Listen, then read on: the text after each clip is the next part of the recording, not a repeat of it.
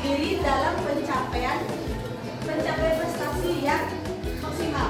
Kemudian untuk meningkatkan motivasi belajar, dan menumbuhkan kemandirian dalam proses belajar mengajar. Oke nak? Nah ini tujuannya. Nah, kenapa kita belajar di sini?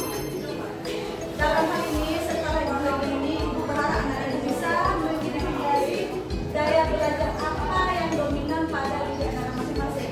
Sudah tahu belum gaya belajar masing-masing? Ada? Belum? Belum. Ada yang belum, ada yang sudah. Nah, melalui ini, setelah ini ibu berharap anak-anak tahu gaya belajar masing-masing. Kemudian mampu menyesuaikan antara metode belajar dengan gaya belajar pribadi. Anda punya gaya belajar, kita sesuaikan dengan metode belajar Anda. Setelah itu, Anda semua mampu merumuskan strategi belajar yang bagus. Ada hubungannya loh gaya belajar dengan strategi belajar. Seseorang bisa belajar optimal ketika tahu dengan gaya belajarnya. Sehingga dia, oh begini ya, saya kalau pelajaran IPA, saya pakai gaya begini. Saya bisa menangkap pelajaran seperti ini. Nah, inilah tujuannya itu memberikan materi atau jurus kenali potensi. Nah, ibu memberikan materi ini melalui angka ya. Angka itu kita nanti beraktivitas ada semacam permainan. Aktivitas A itu adalah permainan. Kemudian ibu nanti akan menanyakan apa perasaan anak-anak setelah melakukan permainan itu. Setelah itu ibu akan menjelaskan apa itu gaya belajar macam-macamnya. Kemudian kita mengaplikasikannya. Setelah ibu menjelaskan konsep, anak-anak akan mengaplikasikan kira-kira gaya belajar anak-anak apa nanti, dan aplikasinya nanti ke pelajaran-pelajaran lainnya di masing-masing mata pelajaran. Anda bisa menerapkannya pada masing-masing pelajaran. Nah, kita masuk ke aktivitasnya. Bisa kita mulai? Bisa? Mau ikuti? Mau. Sebelum mengikuti, ayo kita dulu tepuk semangat.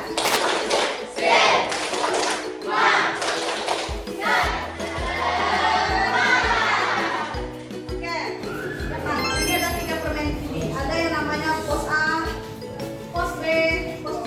Pos A nanti adalah visual, pos B auditory, dan pos C adalah kinestetik. Kita mulai dengan pos A ya.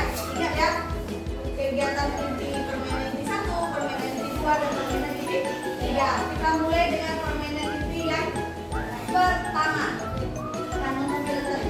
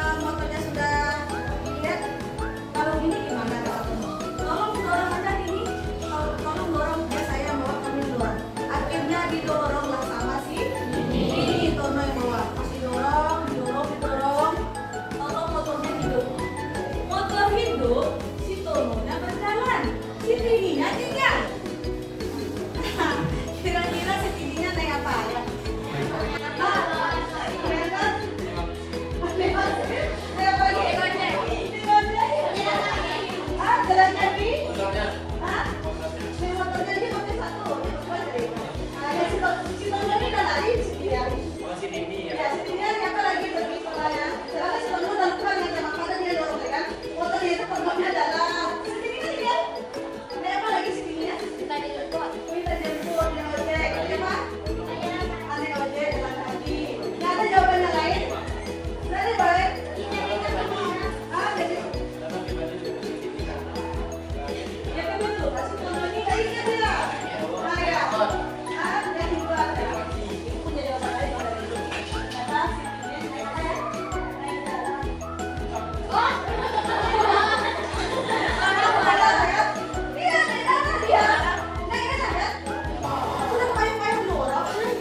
Kita turun, motornya itu kita di sebelum naik Maxim, dia naik. Oke, pelajaran apa yang Anda dapat dari cerita tadi?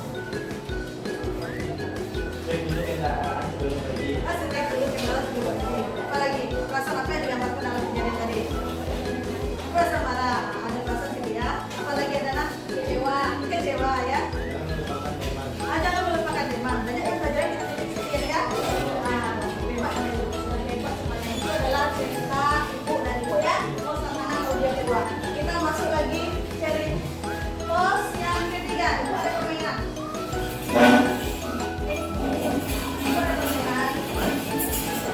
Karena ibu lagi kelompok.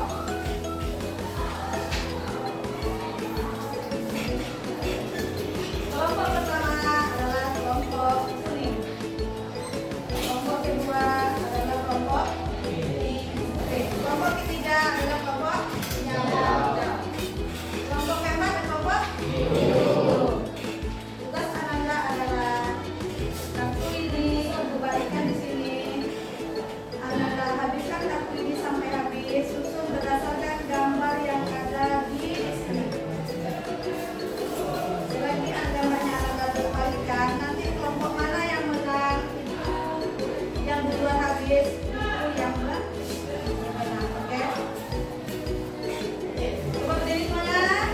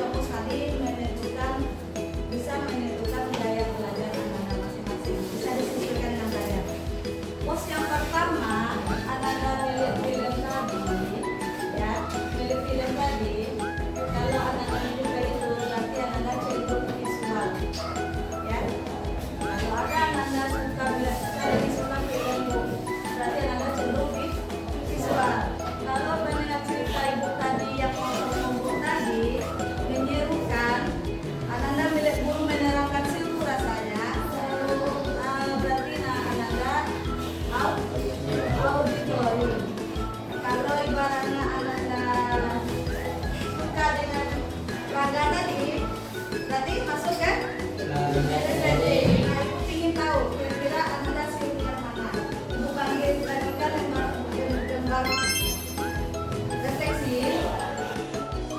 Kebanyakan refleksi, silakan Anda isi yang mana bagi Anda sulit dan cocok.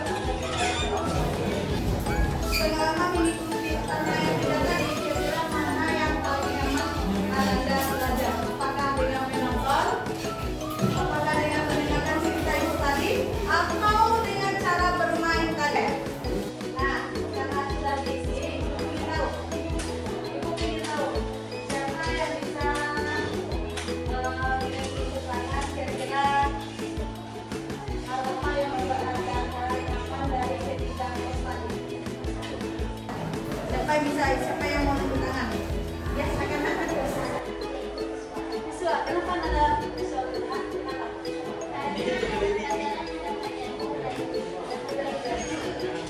Teman Ananda dan memilih pos 1, dia menyukai visual karena dapat pelajaran di situ. Ananda menyukai filmnya, menyukai gambarnya, ya, itu adalah pos visual. Nanti Ananda difokuskan visual ya. Ada lagi yang lain? Ya. Pos 3, kenapa Ananda pilih pos 3? Bisa kerjasama apa lagi? Menyenangkan gerak, tentang bergerak ya, berpikir ya. Satu teman Anda milih pos 1, ada yang milih pos 3. Ada lagi lainnya? Apa yang paling menarik?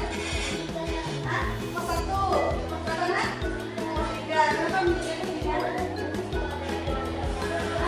Ada teman Anda lebih fokus pada gerakan-gerakan ya. Berarti ada menyukai dengan cara melihat. Yang pos 2 nggak ada? Pos 2. Sangat mencoba, tertantang untuk mendengarkan ya. Mencoba sekali. Dan yang nggak dapat ya, untuk terbuka saja. Kalau dapat kerjanya boleh terbuka. Tertantang, berarti kamu lebih suka dari belajarnya audio mendengar. Nah, ternyata yang kita lakukan lagi anak ibu, ternyata ada hubungannya dengan gaya belajar. Ya, ternyata ada hubungan dengan gaya belajar. Oke, kita lanjut. Nanti kita jelaskan mengenai gaya belajar. Nah, gaya belajar empat: visual, audio, dan kinestetik. Nah, sebelum itu Anda tahu gaya belajar itu apa sih? Hah?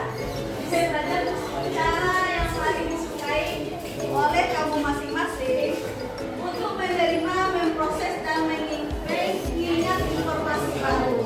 Ada cara loh untuk mengingat informasi, untuk memprosesnya, untuk menerima. Ketika ibu memberikan sesuatu, ternyata kamu kurang cara menerimanya.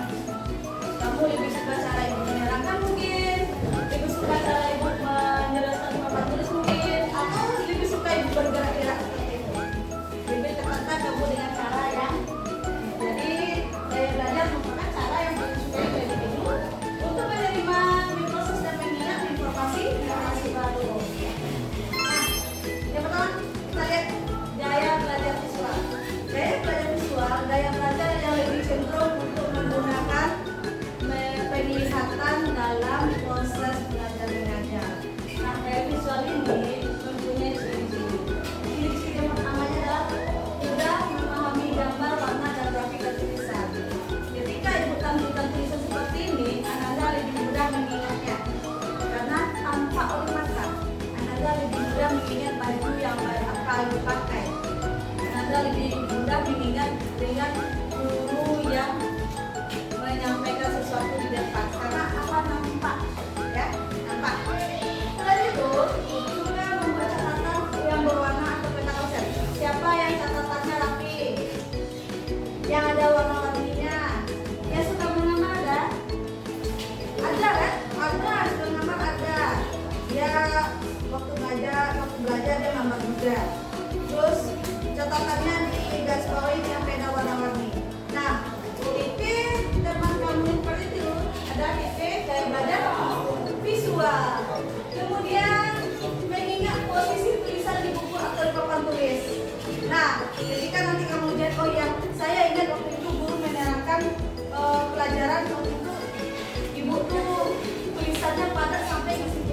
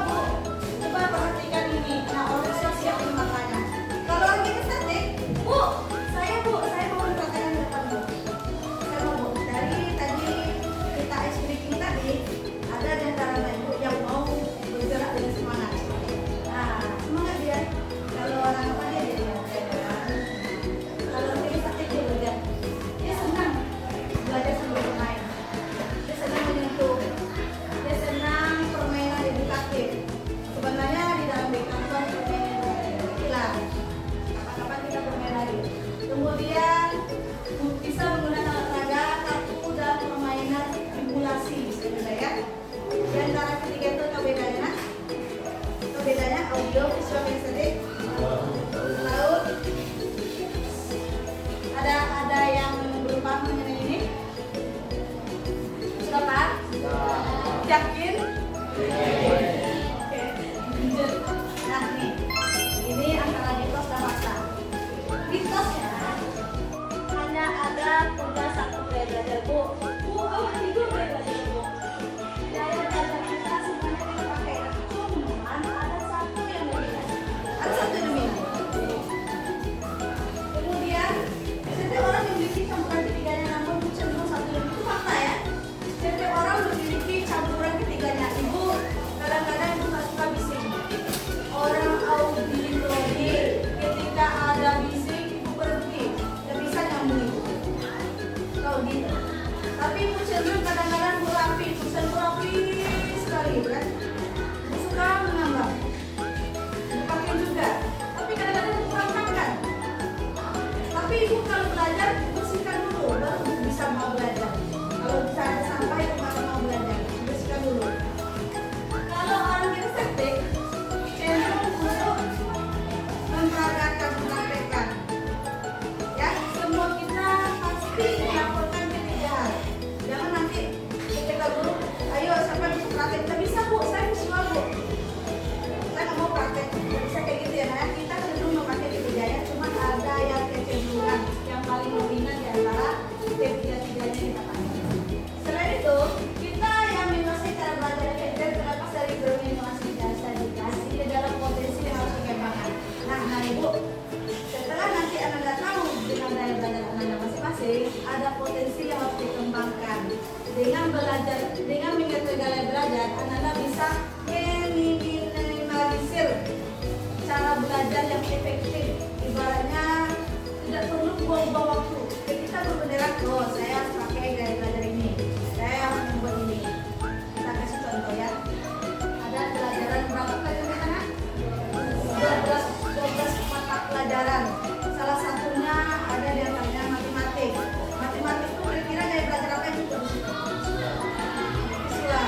Ternyata bisa loh, tidak bisa loh. Audio. Mata pelajaran lain juga bisa. PKN, sejarah. Audio bisa kami pakai pada